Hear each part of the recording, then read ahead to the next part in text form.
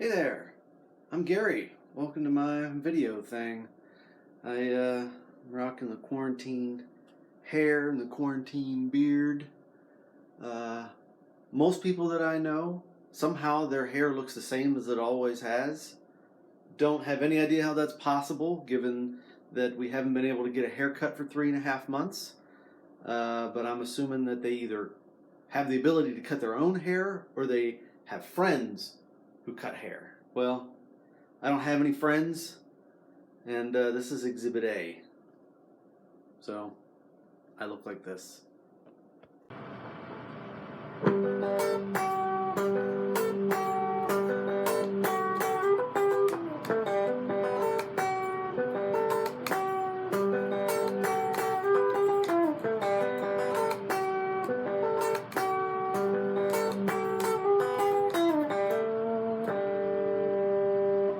Hey, I thought that I would try to give you a glimpse into my creative process, and hopefully that helps you with your creative process. Gives you some ideas, perhaps. We can kind of collaborate to become the best artists that we can be. Um, so, the creative process is unique to everybody. It's unique to every single project. It's really never the same twice. It changes all the time, and it's a complicated mess of a thing. So to kind of try to explain it or describe it is a really difficult thing. But I think that it's like there's always certain parts of your process that seem like they are always helpful to whatever project you're working on, and those are the things that I kind of want to focus on. So I've distilled those down into a list of 5 things. Um, the idea, life, dying, death, and resurrection. And so they all kind of weave together and work together. It's not like there's this needs to come first and this needs to come second. There's no hard and fast rules. It's just these are things that seem like they are always helpful for me in a creative project. I'm going to start with the idea because it seems like the most logical place to start, although I would say that it doesn't necessarily come first. Ideas don't just creative ideas don't just, well, sometimes I guess they do, but typically they don't just fall out of the sky into your brain. There's the other 4 aspects of the creative process all kind of churn together and create a place where you can come up with these ideas. But the idea seems to be the most logical place to start. And ideas come from all different ways, from all different avenues, from all different directions, from all different angles. And you just have to kind of keep your eyes and your ears open. You have to have your mind open to seeing these as not just stuff that's filling up your life, but ideas. And the idea that I'm going to try to flesh out over these next few videos as I'm walking through my creative process is a story that I was talking about in the last video, and that is the pickup basketball game. And that idea came because I was listening to these podcasts and I was learning new things, and I was trying at least to expand my mind and learn some ideas and concepts that I'd never known before. And then I saw this pickup basketball game happening in the park during this quarantine, and for some reason, all of those, well, two of those ideas that I had been learning from these podcasts sort of like shifted into focus, and I feel like that one pickup game somehow taught me something new and made me understand those 2 concepts in a way that I hadn't previously. And that's how that's one of the ways that you know that an idea has legs to it, that an idea is worth pursuing, because it unlocks something, it opens up something, it expands your mind, it helps you to see things in a different way. In my mind, a simple idea is not enough to start with. You have to expand on it. Now, this is my process. Everybody's going to be different. But let's just say that I started with a basketball game, a pickup basketball game with 10 or 12 kids on a playground. That's a simple idea. It's not enough for a story, at least the way that I work. There's no inherent tension. There's no inherent conflict. There's no reaching and striving and learning and growing. It's just a pickup basketball game. So for me, the first thing to do is to take a simple idea and turn it into what I call a jungle of an idea.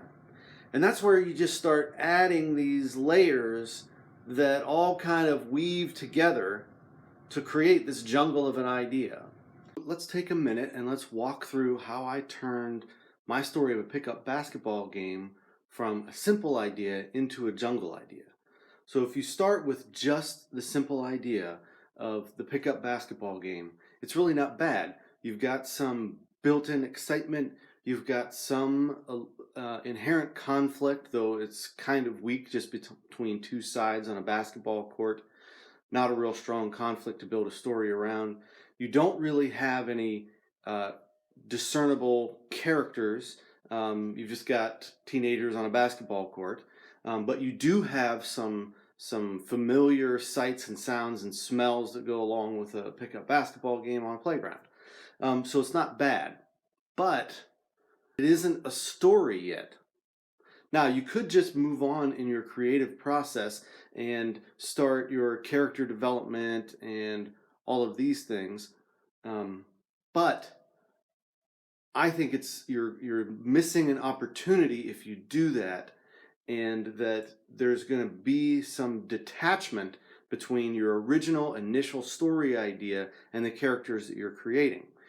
If you add layers onto this idea and you make this idea into a jungle of an idea, then all of the characters and all of the conflict, they're all baked in to your story.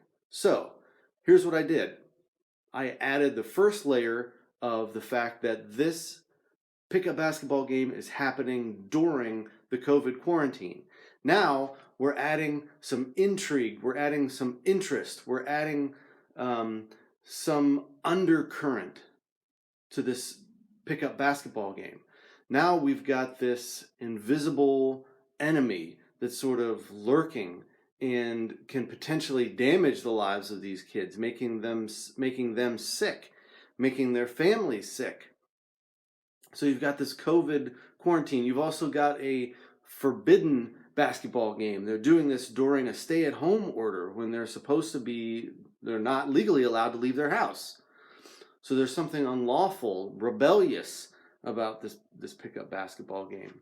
Also, how about these teenagers? Maybe they're seniors in high school. They're on the precipice of something, and they're not getting that ritual of their graduation like everyone else is because they're not allowed to gather. They're not allowed to leave their house. Okay, so now we've got something interesting.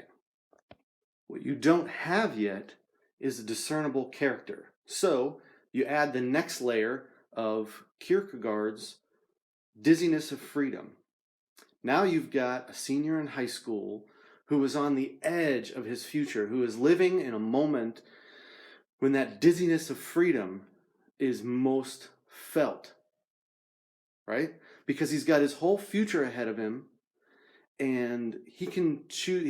He's expected to make decisions for his future, and he has absolutely no idea what he wants to do with his life, what direction he wants to go, what he wants to study, what he wants to do for his job.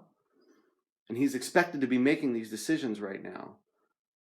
But all he wants to do is sit around and play video games. So now we've got a protagonist starting to form. We've got a senior in high school who is on the edge of his future and who is realizing that he has no idea who he is and what he wants in life. And so he's distracting himself by these easy things, social media, video games.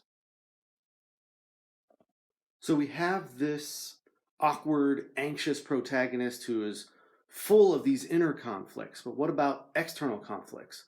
We need an antagonist. So we add now another layer to this jungle of an idea, and we add the mimetic theory. Now we've got some really good external conflict. We've got kids who are all copying each other and all desiring the same things, but there's only a limited number of those things. So we've got built-in mimetic rivalry. But we've got this awkward kid that doesn't fit in, and he's the protagonist.